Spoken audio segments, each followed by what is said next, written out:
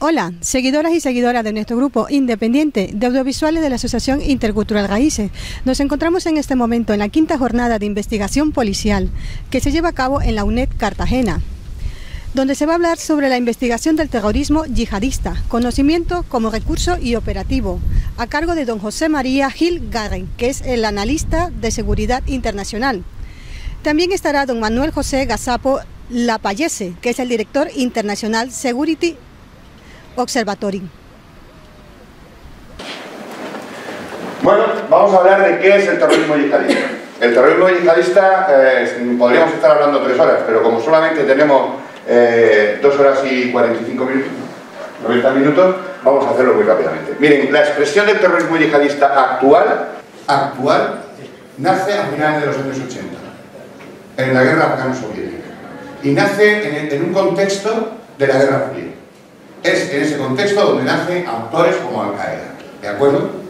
¿El terrorismo yihadista es anterior? Sí. ¿Tenemos elementos de terrorismo yihadista antes de la guerra afgano-soviética de los años 80? Por supuesto. Tendríamos que remitirnos a los años 50, etc. y podríamos hablar de mucho. Pero esta expresión actual del terrorismo yihadista, la que hoy conocemos como Al-Qaeda, Daesh, Boko Haram, Al-Shabaab, etc., esta nace, por así decirlo, esta expresión nace a finales de los años 80 en la guerra afgano-soviética. Unión Soviética, una potencia que invade un país que los terroristas, que los yihadistas llaman un país del Islam, y que es liberado en buena medida, o por lo menos ellos así lo reivindican, en buena medida por la acción del yihadismo. Hemos liberado una tierra del Islam de un invasor de la segunda gran potencia, de una de las 2 grandes potencias, y lo hemos hecho nosotros.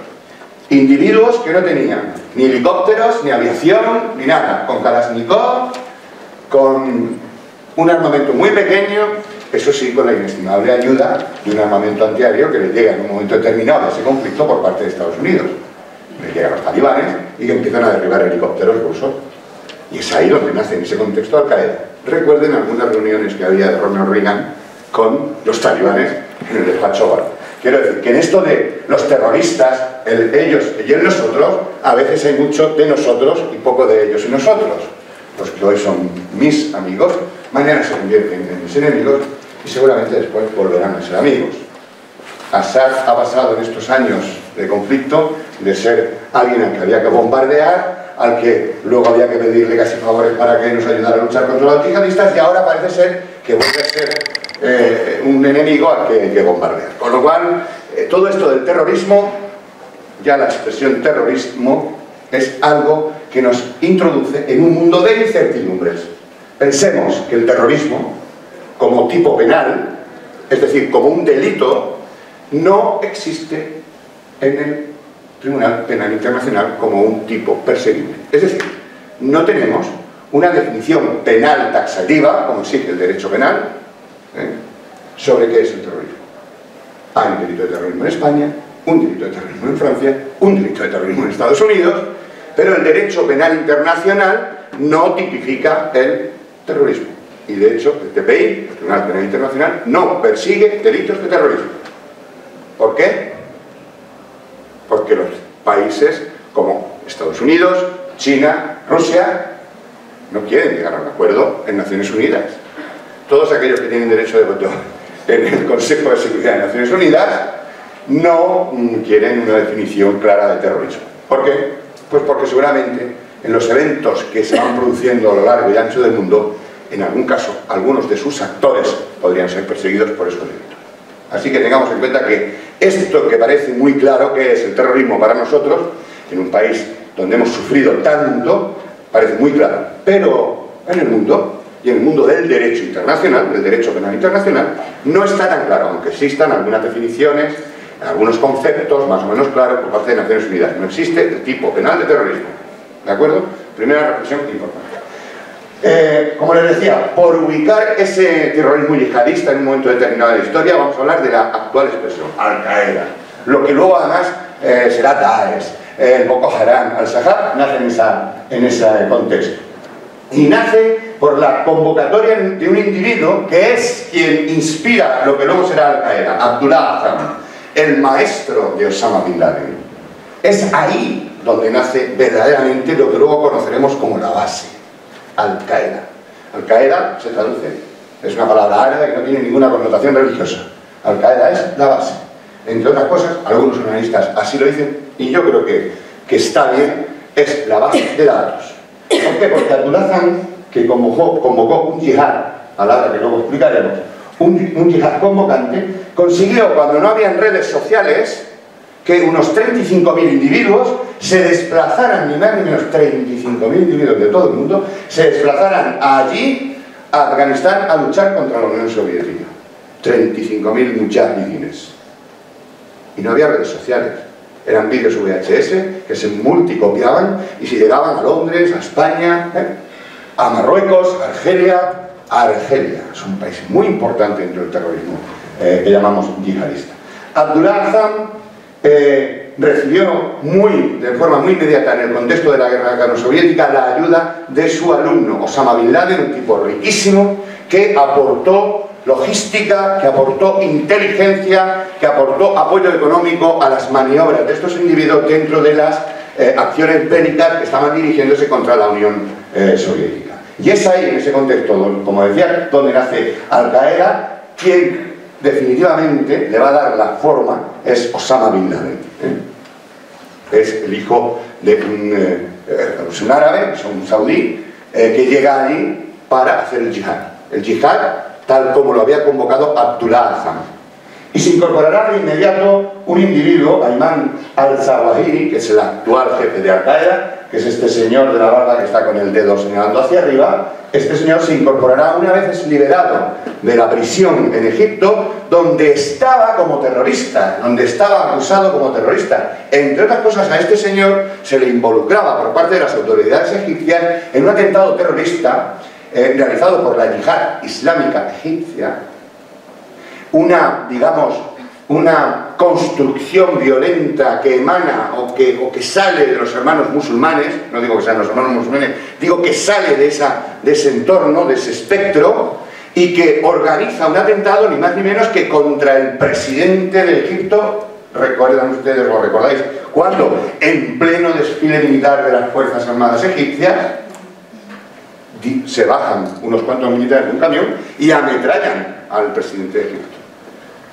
Hosni Mubarak estaba al lado, no murió, que fue el que luego lo sustituyó. Pero quiere decir que Ayman al-Zawahiri era, digamos, un terrorista ya de larga data en el momento en el que se incorpora a la guerra a la guerra afgano-soviética. ¿De acuerdo? Bueno, pues es en ese contexto donde tenemos que ubicar el nacimiento de esta expresión terrorista. Esto nunca va. Bien, pues ¿qué ocurre a partir del año 88? Cuando termina esa guerra, nace Al-Qaeda. Y desde ese momento, digamos que Al-Qaeda, que ya está bajo la dirección de Osama Bin Laden, con su mano derecha Ayman al-Zawahiri, porque Abdullah Zam, que defendía un yihad convocante, apuesta por un yihad ofensivo. Hay que conquistar el mundo. Y desde el año 88, desde que nace Al-Qaeda, Al-Qaeda se conforma como un espoleador de Occidente, como un actor terrorista que pretende espolear a Occidente para lograr un nuevo escenario. El terrorismo, en definitiva, es una fábrica de escenarios. Una fábrica de escenarios. Bien, pues desde ese final de la guerra afgano-soviética hasta el año 2001, en el que veremos que se producen los atentados de Nueva York y Washington y que supone cambiar el mundo, es un punto de inflexión en la historia. Hasta ese momento, Al-Qaeda lo único que hace es convocar, internacionalizarse, convocar grupos, seguir entrenando a yihadistas, cometer atentados a lo largo y ancho de todo el mundo, con la aplicación en Estados Unidos, porque golpeando a Estados Unidos golpea al mundo occidental. Por medio está cayendo el mundo bipolar que conocíamos, la Unión Soviética desaparece, todo eso pasa en ese contexto. Y en ese contexto es donde va surgiendo un nuevo actor. Ya no será el mundo bipolar, sino que va a ser un mundo multipolar, donde un actor no estatal se va a hacer presente en la historia. Y eso lo va a conseguir a base de atentar, a base de recurrir a la violencia. Atentados terribles, que apenas recordamos, porque tenemos memoria de pez, pero las Torres Gemelas no fueron atacadas por primera vez por Al-Qaeda en el 2001, sino en los años 90, que metieron un camión con explosivos en el sótano del World Trade Center, consiguiendo abrir un boquete inmenso, matando a decenas de personas, dejando a otras cientos heridas. Lo que pasa es que no cayeron las Torres Gemelas. El mismo individuo que planteó ese plan fue el que montó y el que dirigió, el que teledirigió el plan del 2001. Pero siguieron atentando contra Estados Unidos. Y además demostrándole al mundo que David le seguía ganando la batalla a Goliat.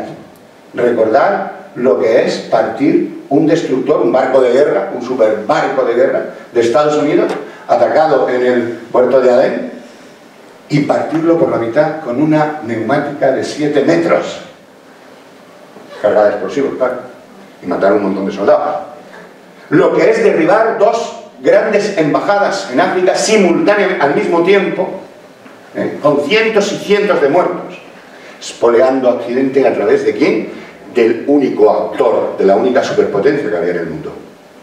Cuando se producen los atentados del 2001, definitivamente Al-Qaeda hace que el terrorismo yihadista hace de su terrorismo el primer terrorismo verdaderamente internacional que el mundo ha conocido en la historia. Nunca un fenómeno terrorista, un actor terrorista, ha sido capaz de hacer entrar al mundo completo en una dinámica de guerra, de lucha contra él. El terrorismo de ETA, que llamamos aquí, y unos pocos más. Pocos, Las Brigadas Rojas en Italia, el IRA en Irlanda del Norte, Bader y Meinhof montaron las suyas en Alemania, pero eran terrorismos, digamos, hay algunos analistas que lo llaman de ricos, individuos, y nos ha costado acabar con ETA, y ahora estamos muy pendientes de seguramente su final definitivo, ahora, más de medio siglo. Un terrorismo que se ubicaba en aldeas y en 2 ciudades grandes.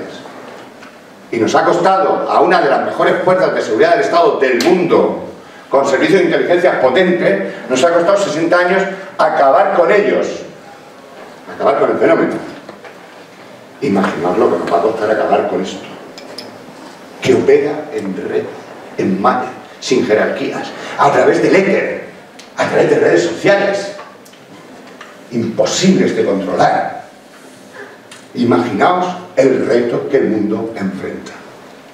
Tenemos un reto muy importante, que seguramente va a ir más allá de lo policial, lo diré de otra manera, que sin lugar a dudas va a exigirnos en esta lucha respuestas que van más allá de lo policial, más allá de la inteligencia policial y militar, más allá de lo militar, porque va a requerir de nosotros, como sociedades, como Estado, construir respuestas más complejas y más ambiciosas y que tendrán que tener resultado, ojalá, inshallah, que diría, tendrán que tener resultado con el tiempo.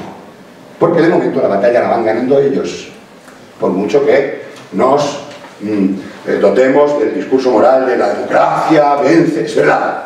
La democracia tiene fuerza moral, valores y demás para ganarles esta batalla. Pero esta batalla, de momento, la van ganando ellos.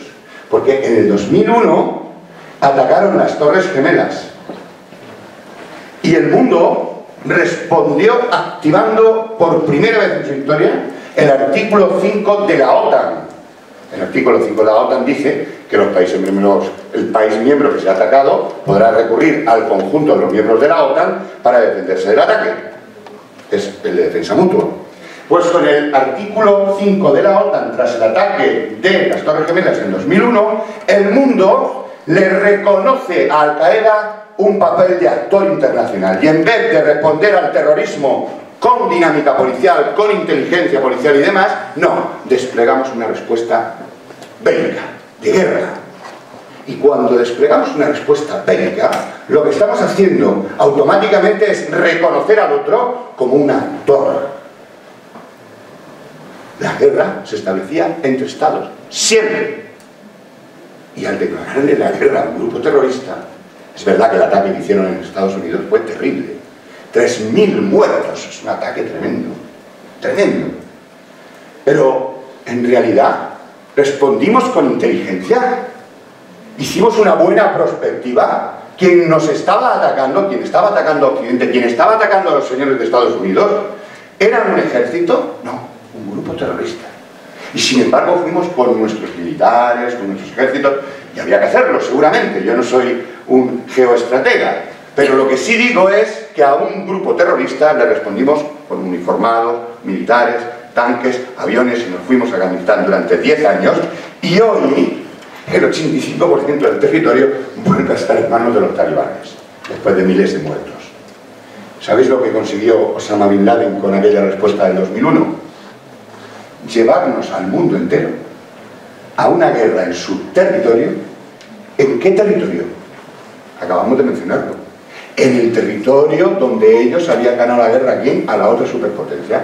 Fuimos a Afganistán a pelearnos con ellos, donde ellos ya habían echado a la Unión Soviética. Cuidado, porque en esto del fenómeno del terrorismo nos metemos en unas dinámicas de respuestas, a veces porque los políticos de turno necesitan visualizar ante su sociedad que van a responder con una gran fortaleza a aquellos que nos han atacado. Pero esa gran fortaleza en realidad es tal. ¿O estamos respondiendo con una gran fortaleza contra alguien que exige más que fortaleza, eficacia, habilidad, inteligencia? Pues desde el 2001 para adelante, además siguieron espoleando al mundo, golpeando a Occidente. 2003, mayo de 2003, atentados en Casablanca. ¿Contra quién? Contra la Casa de España. Un montón de muertos, utilizando métodos terribles. Allí mataron a espada, mataron con bombas, pero también atacaron la sinagoga y atacaron hoteles. Un escenario con un solo atentado o un escenario complejo, como el que pudimos ver la noche de Bataclan en París, hace menos tiempo. Mayo de 2003, marzo de 2004, mayo de 2003 la Casa de España, marzo de 2004 atentados del 11N. En noviembre de 2003, un analista, por cierto, cartagenero, Javier Jordán, escribió un análisis en el Instituto Español de Estudios Estratégicos impresionante. Javier Jordán, que es un magnífico profesor, os recomiendo que leáis su producción en múltiples ámbitos de la seguridad y de la defensa, profesor de la Universidad de Granada. Javier Jordán escribió un análisis prospectivo en el sentido de que, oiga, España está ubicada en los objetivos de este terrorismo yihadista y seguramente, atendiendo a lo que nos había pasado, a lo que había pasado en mayo de 2003, seguramente seremos objetivo de ataques en infraestructuras de comunicaciones, en trenes, aeropuertos. Eso en noviembre. En marzo de 2004 se produjeron los atentados de Madrid, de Atocha, un escenario terrible, verdaderamente, extraordinariamente terrible. Nadie estaba describiendo el atentado, sino que estaba haciendo un análisis a futuro, ¿no? Prospectivo, en el que analizaba por dónde podía caminar el fenómeno del terrorismo yihadista. Y esto tiene mucho que ver con el trabajo que nosotros hacemos también. Cómo interactúa nuestro trabajo de analistas civiles, de qué manera puede ser útil a la seguridad del Estado. Y eso es lo que vamos a ir. Bueno, atentados de Madrid, en el 2005 atentados en Londres, ¿recordáis? Autobuses por los aires. Y el terrorismo yihadista en África fue creciendo paralelamente. Por lo tanto, el terrorismo yihadista no lo han inventado 4 gilipollas fumados. Lo han inventado gente que sabe de estrategia, que sabe de táctica, que conoce el mundo, que sabe de comunicación, que sabe de filosofía, que sabe de historia, que sabe de teología. ¿O pensáis que un movimiento terrorista es capaz de poner en jaque al mundo entero desde la actitud o la conducta de 4 idiotas? El terrorismo yihadista está dirigido por gente que sabe mucho de todo esto, o por bastantes que saben de todo esto. Lo vamos a ver especialmente luego cuando intervenga el que sabe de esto de verdad, que es Manu, en relación con la comunicación que despliegan, por ejemplo, el Daesh, Al-Qaeda y otros actores. Bueno, pues el terrorismo yihadista en África fue creciendo, grupos que eran terroristas y yihadistas antes que surgiera la propia Al-Qaeda, como el grupo salafista para la predicación y el combate de Argelia, llega un momento, y eran mucho más duros que los de Al-Qaeda, pero mucho más duros, y mataron a mucha más gente de lo que nos creemos, e hicieron atentados en Europa, reconocieron al final al actor Al-Qaeda como alguien al que había que franquiciarse, y de hecho el grupo salafista para la predicación y el combate, resultado de algunas fusiones salafistas yihadistas que incluso llegaron a ganar elecciones en Argelia, se transforma en Al-Qaeda en el Magreb islámico. Por lo tanto, pese a la guerra que les estábamos haciendo, siguió internacionalizándose.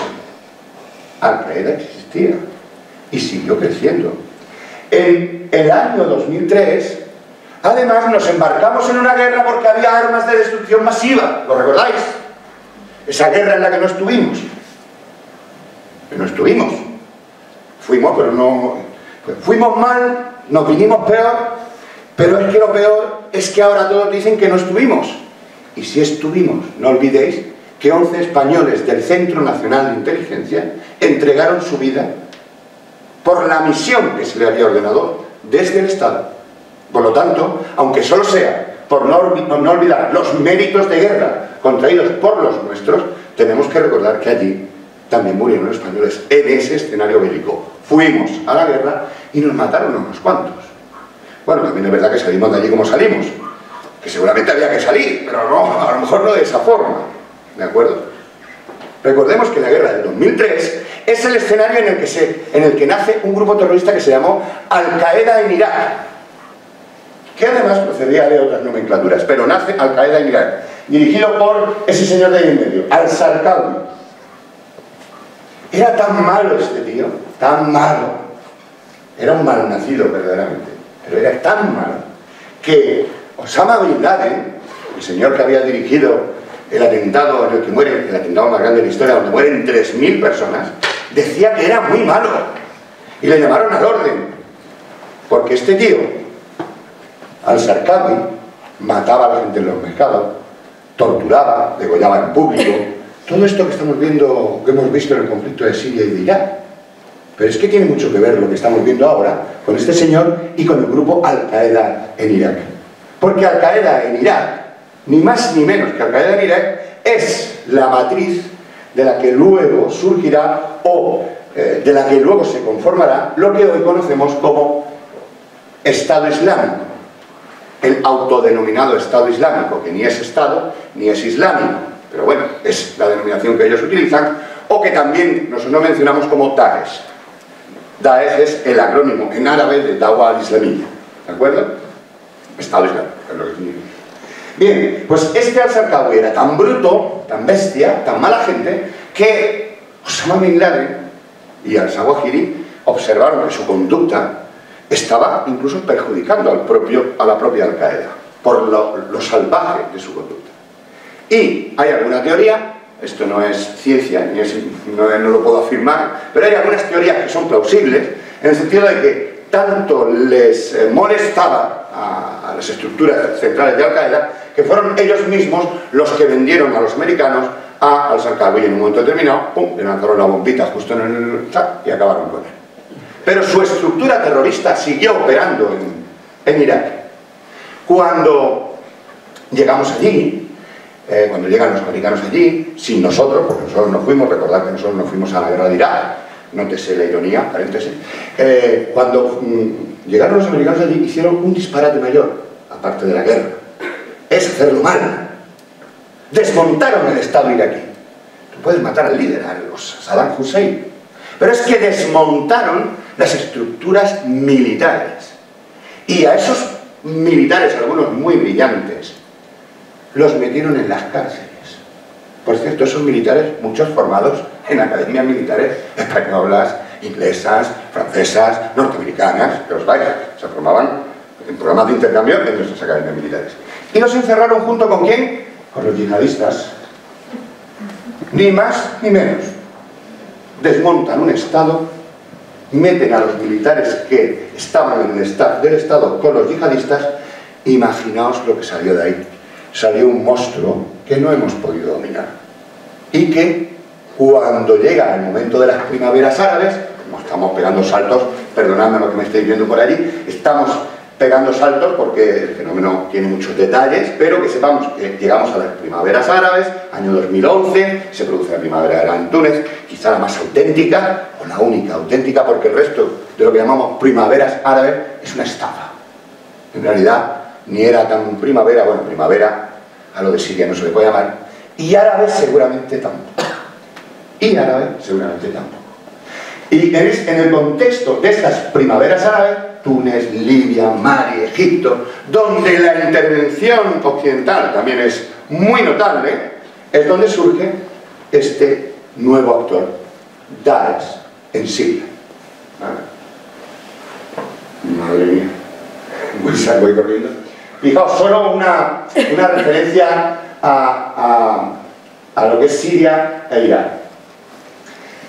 Cuando en Irak, tendría que preguntar. A ver.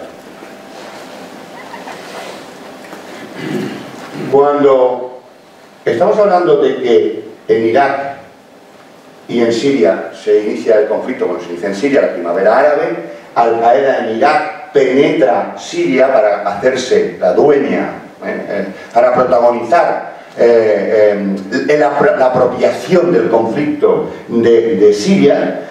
Ahí hay un problema interno de Al-Qaeda. Jabhat al-Nusra es el representante de Al-Qaeda, se enfrentan con los de lo que era Al-Qaeda en Irak, que ahora se llamaba Estado Islámico de Irak y Siria, y ahí hay un problema interno. No creéis que es tan duro el enfrentamiento, simplemente había un problema de liderazgo. ¿Qué ocurre? En el año 2014 hay un movimiento táctico de Daesh que ya estaba en Siria, ya estaba implicado en el conflicto en Siria. Hay un movimiento táctico que le lleva a regresar a su tierra, a Irak, dejando la capital del califato, dejando su capital administrativa en Raqqa. En la víspera justo del comienzo del Ramadán del año 2014 se decreta la creación del califato y sale el señor ese de barba, Abu Bakr al-Baghdadi, que lo habréis visto solamente una vez. El Daesh, que es el grupo terrorista que mejor maneja la comunicación, su líder solamente se la ha visto una vez. Curioso, Regresan a Irak y no regresan a cualquier sitio. Dejan la capital del califato en Raqqa, un sitio muy importante, ya ahora veremos por qué, y ocupan este territorio entre el Tigris y el Éufrates. Estamos hablando de la zona más rica, la más productiva, la que de verdad tiene agua y petróleo. Que estos tíos no son unos fumados, que saben de estrategia y de táctica, ya os lo digo. Y se quedan prácticamente con todo el norte de Irak. Se quedan con Mosul. Y ahí, cuando llegan a Mosul, lo que están llegando es a la segunda ciudad más importante del país. Perdonadme que utilice esta comparación, ya sé que en este momento, como si llegaran a Barcelona, ¿no? De Madrid, Barcelona, ¿no? Pues la segunda ciudad en importancia. Y ahí hay una sede del Banco Central de Irak, como la hay del Banco Central Español de momento en Barcelona. Y cuando tú abres la puerta del Banco Central, de la sede del Banco Central de Irak, en Mosul, lo que te encuentras son 600, 700 millones de dólares, más todos los bancos que había en esa zona del país. Con lo cual, cuando alguien dice, oiga, ¿y cómo se financiaron estos tíos hasta llegar ahí? Pues ya sabéis que entraron en escena hiperfinanciados. Hiperfinanciados. Luego además se quedaron con un trozo, con un territorio tan vasto, tan grande, tan productivo, donde crearon un Estado. No nos gustará llamarle Estado, pero es que lo crearon. Impuestos, escuelas, servicios sociales, carreteras. Crearon hasta su moneda. Que de ellos hemos sabido que cortaban cabezas, como vamos a ver, que hacían salvajadas. Pero, ¿vosotros creéis que en la zona de Irak, donde han estado combatiendo hasta el último momento, ellos solo eran los que combatían? No, no, tenían apoyo de la población, porque ellos son sunís. Y los sunís de esa zona de Irak, vamos, le tienen más miedo a los chiitas, todo por la intervención de Occidente que desequilibró todo lo que había. No digo que lo que hubiera fuera bueno, pero lo hicimos peor, ¿de acuerdo? Bueno, pues hemos llegado a ni más ni menos que a este momento en el que en el conflicto sirio-iraquí, perdonadme los saltos históricos, pero como Zaraida me va a dar un leñazo de aquí a poco, hemos llegado al contexto en el que el terrorismo yihadista lo conocemos más que nunca. ¿O no? Sabemos de sus acciones, pero no nos hemos empeñado en conocer. Y el conocimiento, ¿cómo es el título de la conferencia? El conocimiento, además de ser algo bueno en sí mismo, para los que os desenvolvéis fundamentalmente en el ámbito policial, pero también en el ámbito de la inteligencia, el conocimiento ya no es una cosa buena en sí misma, sino que es un requisito operativo. Y tenemos que empeñarnos en conocer, en saber quiénes son estos actores que amenazan el mundo y que cumplen sus amenazas. Y si llevamos desde el 2001 haciéndole la guerra a este fenómeno, con todas las potencias y no potencias, y potencias medias y superpotencias y todo lo que vosotros queráis, si llevamos tantos años haciéndole la guerra a este fenómeno, ¿por qué no hemos acabado con él? Que tienen más inteligencia que todos los Estados Unidos, que el Reino Unido, que Francia, que Italia, que España. Porque este fenómeno no ha aminorado su amenaza. Este fenómeno ha crecido. Hoy nos encontramos yihadistas que han viajado desde Canadá, Estados Unidos, Chile, Venezuela, Argentina. ¿Qué coño hace un chileno haciendo la guerra en Siria? ¿El yihad? Pues los hay. Hay yihadistas latinoamericanos, igual que los hay españoles, ingleses, británicos, noruegos, suecos, italianos, griegos, chipriotas, chinos. Hay yihadistas chinos. China es el país de mayor control social del mundo. Y podéis ver, en YouTube se puede ver, las escenas de cómo con la bandera de la Shahada, la bandera negra de la Shahada, la que utiliza Al-Qaeda, cómo se mete un coche con varios terroristas, ni más ni menos que en la plaza de Tiananmen, seguramente el espacio urbano más vigilado del mundo, mata a un montón de gente y se hacen estallar. Pertenecientes a un grupo terrorista vinculado a una etnia, a los uigures. Hasta China, quiero decir, que hasta en China tenemos esto, ¿no? Se han hecho más grandes. ¿Por qué? ¿Cómo es posible que el mundo entero le haya declarado 3 guerras a este fenómeno y haya crecido? Pues ha crecido porque se desenvuelve en el mundo de las ideas y de la palabra. De las ideas y de la palabra. Y nunca hemos podido acabar con una idea a base de tiros. A veces, los que tenían esas ideas han tenido que ser abatidos con disparos, evidentemente. Pero con las ideas hay que acabar con ideas. Y contra las palabras hay que acabar con palabras. Contra los que utilizan pistolas hay que acabar con pistolas. De buenismo, nada. Pero quiero decir que el terrorismo se desenvuelve en el mundo de las ideas y utiliza la palabra para conquistar el corazón y la mente de jóvenes. Y lo hace a través de medios de comunicación. Y mientras conquisten el corazón y la mente de jóvenes, esta guerra no la estamos ganando. Insisto. Análisis de perfiles. Esto me toca aquí todavía, ¿no? Bueno, pues esto va a ser también muy rápido. Aquí vais a conocer algunos individuos que tienen que ver con España, incluso con Murcia, con Santomera, con San Javier. Individuos que se han criado en nuestras calles, que han estudiado en nuestros institutos o en nuestras universidades incluso, y que han terminado por convertirse en yihadistas, en terroristas. Han sido conquistados, han conquistado su mente, han conquistado su corazón, han dado el paso de incorporarse a una ideología criminal, a radicalizarse en la misma, a determinar su conducta en la violencia y definitivamente incorporarse a una estructura terrorista. Y son chicos con los que hemos jugado al fútbol. Yo ya no, porque ya tengo una edad, pero son chicos y chicas que han estudiado en nuestros institutos. Lo vimos hace poco en Barcelona, desgraciadamente, hace menos de un año. ¿Recordáis lo que decían los profesores y los trabajadores sociales del pueblo donde habían crecido? Yo recuerdo la frase de una profesora, creo que era, que decía de uno de los chicos: ¿cómo es posible que tú, que eras tan bueno, hayas hecho esta salvajada? Era una carta que le escribía después de muerto el terrorista.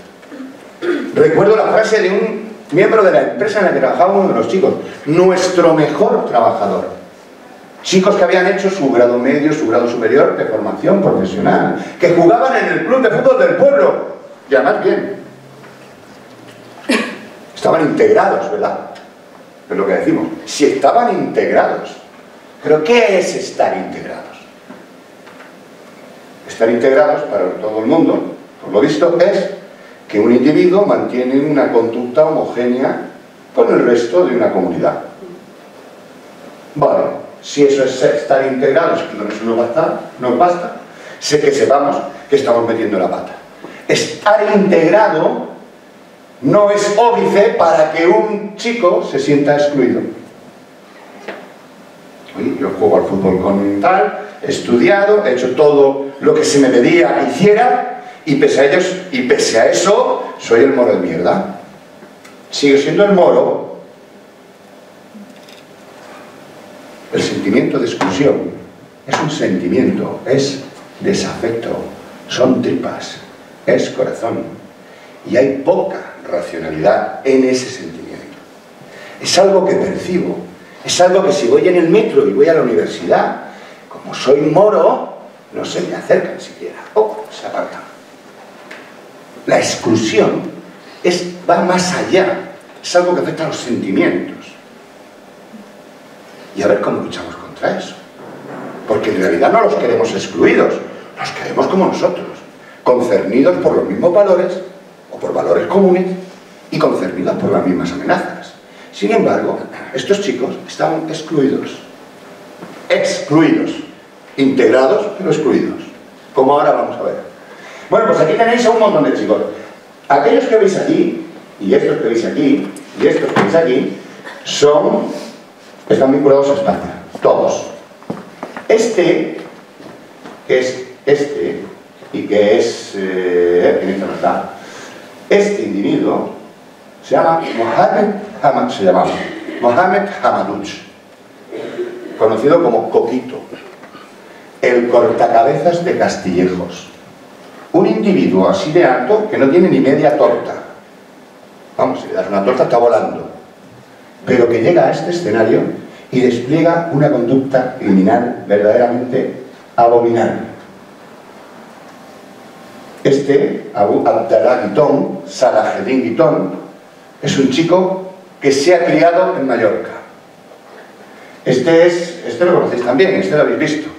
Salaheddin Guitón sale en un vídeo con un señor grueso, de barba, que hablaba de Andalucía, la tierra de nuestros abuelos, ¿no? ¿Lo recordáis ese vídeo? Se hizo muy famoso. Pues Salaheddin Guitón, aquí estoy hablando yo con Salaheddin Guitón. Esto es una conversación que voy teniendo a través de Messenger con este terrorista. Con el anterior también, con Coquito Castillejos. Y esto es lo que hacemos, perdón porque esto me lo he soltado. Nosotros detectamos perfiles de individuos que han hecho el Hijra, que han hecho la emigración a Siria, Irak, a Mali, a cualquier escenario belicoso donde estos tíos se desenvuelven. Comprobamos su vinculación a España por residencia, nacionalidad, relaciones afectivas, etc. Y una vez comprobamos que en efecto se encuentra en este escenario, vemos si puede ser considerado una amenaza para España, aunque solo sea porque verbalice cualquier maldición contra España, e inmediatamente empezamos a interactuar con él. En este caso, con Abu Abdallah Guitón, hablaba español perfectamente, si lo recordáis. La primera imagen que yo veo de él es cómo ejecuta a dos soldados rusos, les roba $3.000, los cuenta, se los mete en la buchaca y se jacta de esa acción. Era un individuo súper simpático. Este está muerto también. Un tío simpaticísimo, era un artista. Lo último que le localicé yo en España fue una multa de la policía local de Manacor por hacer un graffiti, pero es que grafiteaba muy bien. Y era un embaucador. Hay una periodista francesa que se hizo con un perfil opaco, también interactuaba, como yo siempre interactúo con perfil auténtico. Yo soy Semagil, me dedico a esto y punto. Esta interactuaba en perfil opaco, termino en 3 minutos. 3 minutos me quedan. Y interactuó también con él. Casi se enamora de él. Ella misma lo dice, que era un embaucador. Bueno, pues aquí lo veréis, aquí he empezado hablando con el inglés, primero en árabe, y al final, lo que me está diciendo, yo lo que quiero que veáis esto, yo empiezo a decirle, yo sé mucho de él, porque antes de hablar con él lo que hago es abrir el perfil suyo de Facebook, investigar sus amigos, sus orígenes, su tal, incluso interactúo con gente de su entorno y finalmente, cuando ya sé bastante información de él, lo que hago es intentar interactuar con él y conversar con él. Y en este caso, pues yo, por resultado, este fue además un tipo muy famoso dentro del mundo yihadista, ¿vale? Él me dice que no hay paz, conoce bien España, y yo le pregunto, ¿tú crees que el ISIS, el Daesh, va a atacar España? Y me digo, ¿decidirá llevar el yihad a España? Y él me dice, ya estamos allí, claro, ya estamos ahora en España. ¿Creéis que me estaba vacilando? No, coño, si llevamos 600 tíos detenidos en los últimos 7 años por pertenencia al Daesh, al Qaeda, estos individuos están en España. ¿O de dónde no creemos que han salido los cortacabezas estos? Es que este se fue desde España. Este cortacabezas lo mandamos. Salió de nuestro país. Y otros muchos de Francia. Los mayores asesinos que hemos visto actuar en los vídeos del Daesh son británicos, europeos. No nos vienen los yihadistas de Siria con los refugiados. Puede ser que venga alguno, claro está. Hemos mandado nosotros yihadistas aquí. Tengámoslo. Y yo tengo que terminar. Así terminó Abu Atala Quitón, así terminó Salaheddin Quitón. Así terminó. Ahí está muerto, físicamente muerto. ¿O no? Porque acto seguido, Salaheddin Quitón nace en todos los perfiles de Facebook como un icono, como un león. Mirad, esta es la referencia, el león del desierto. En realidad, Guitón sigue vivo. Igual que él mantuvo vivo, este es uno de los individuos que más mantuvo vivo en redes sociales, ni más ni menos que a Mohamed Merah, un chico que en Toulouse y en Mantouvan mató a varios niños judíos en la puerta del colegio y a varios militares a los que citó para comprarle una moto, cosas de esta venta por internet, los citó. Se puso una GoPro y conforme estaba hablando con los soldados franceses musulmanes, sacaba la pistola y los ejecutaba. Y este fue el tipo que más mantuvo viva la memoria de Mohamed Merah en redes sociales. Y tengo que aceleraros, aquí tenéis a Mohamed Merah, a Guitón, justo antes de irse.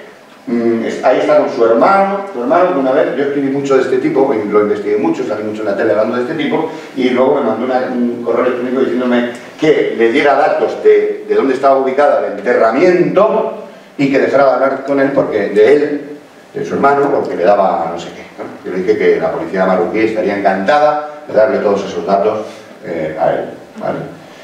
Espero. Bueno, Imad Jibar, este tío vinculado a España, habla español perfectamente, un discurso elaborado, un malo, pero malo, un cortacabezas.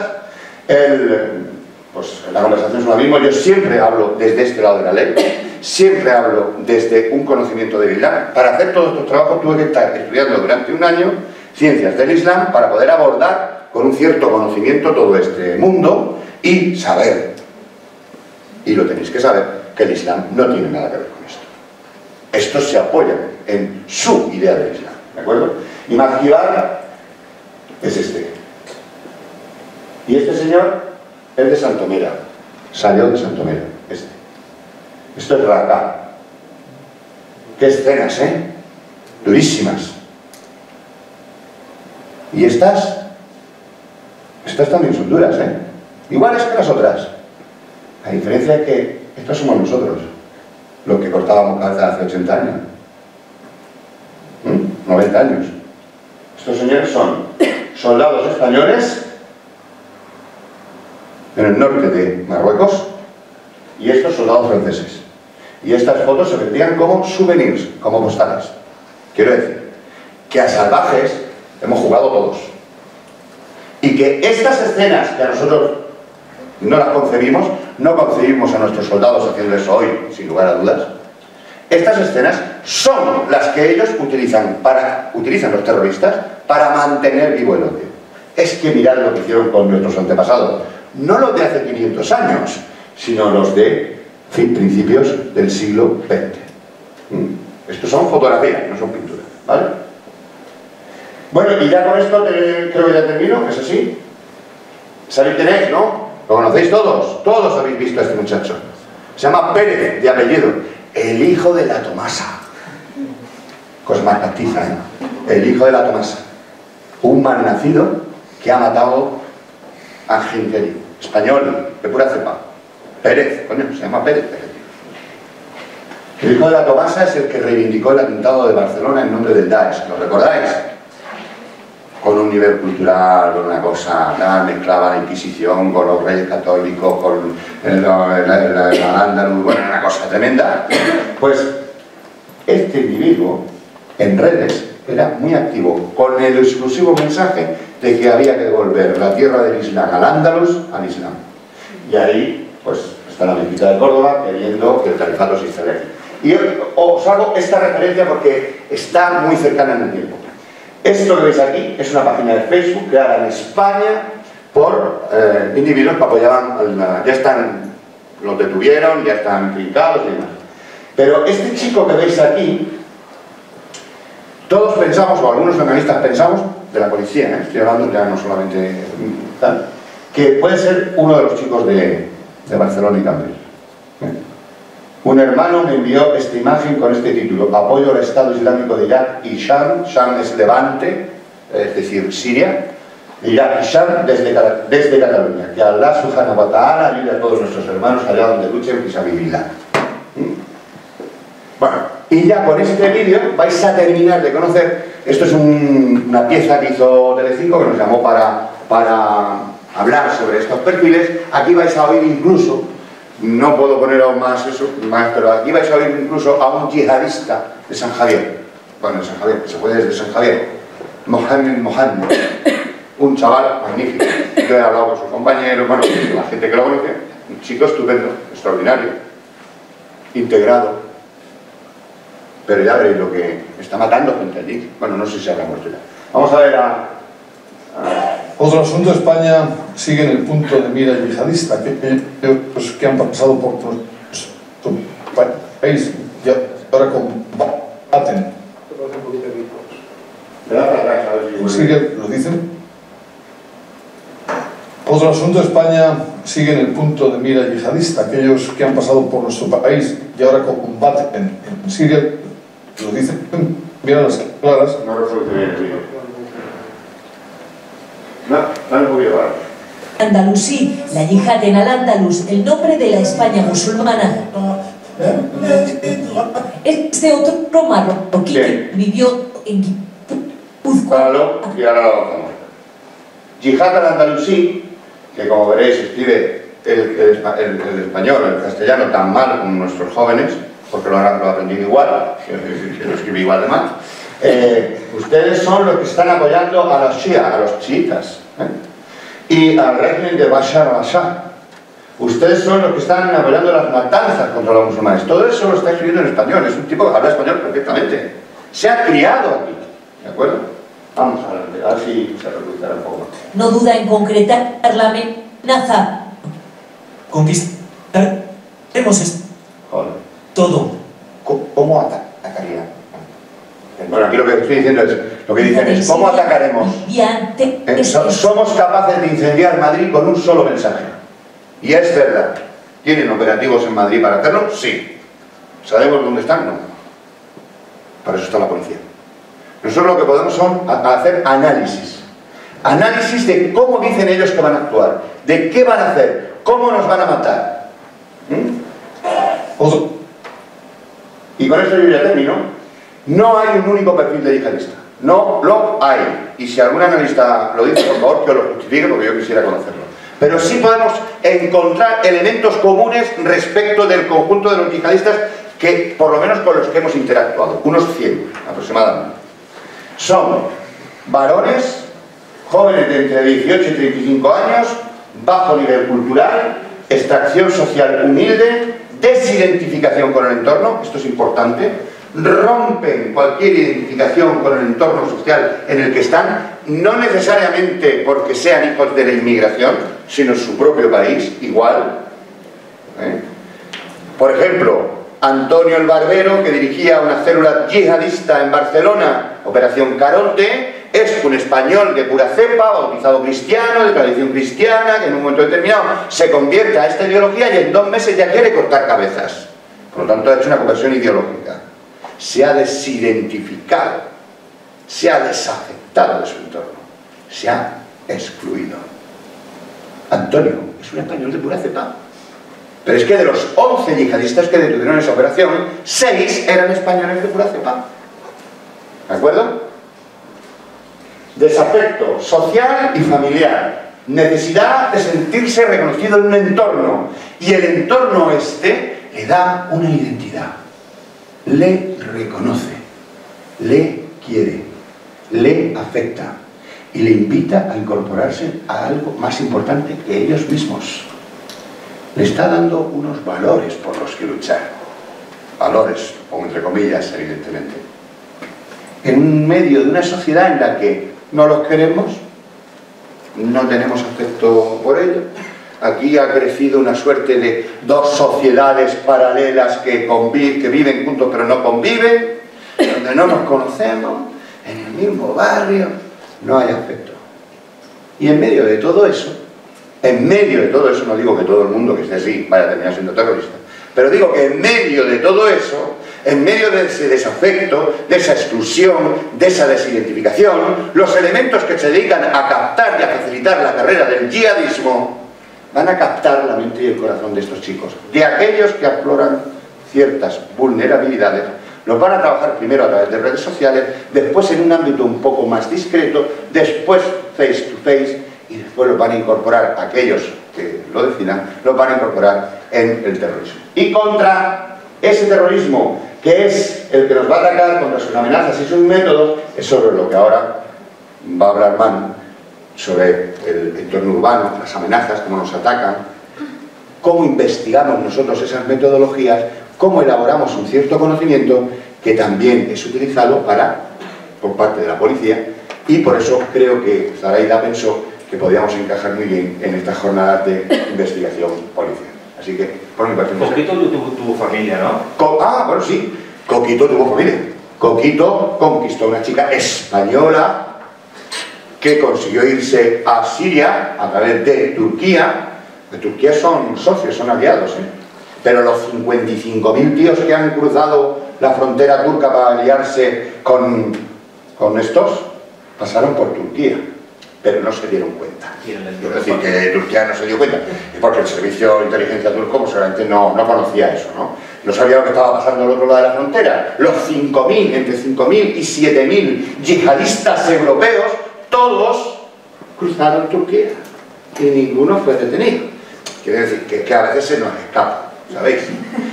Pues que caso fue Asia Ahmed Mohamed, una chica española de pura cepa, de Ceuta, porque a veces queremos que Ceuta sea española, pero cuando un ceutí se llama Ahmed, ya como que no es español, es español desde hace 500 años, igual que nosotros, aunque se llame Ahmed.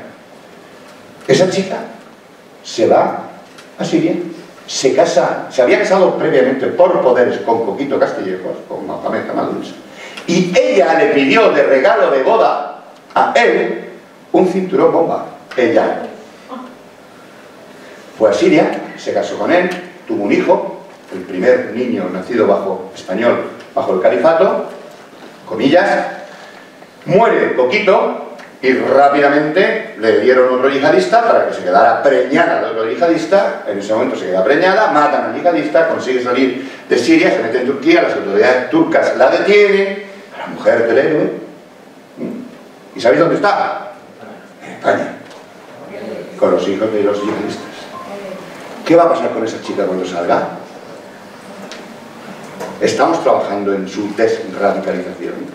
Es posible desradicalizar a una chica, porque a lo mejor no ha cometido ningún delito allí, es decir, no ha pegado tiros ni nada de eso. Todo esto es inquietante, ¿verdad? Pero ahora vamos a seguir, porque si no mano a mí, y como eres el jefe... Bueno, muchas gracias,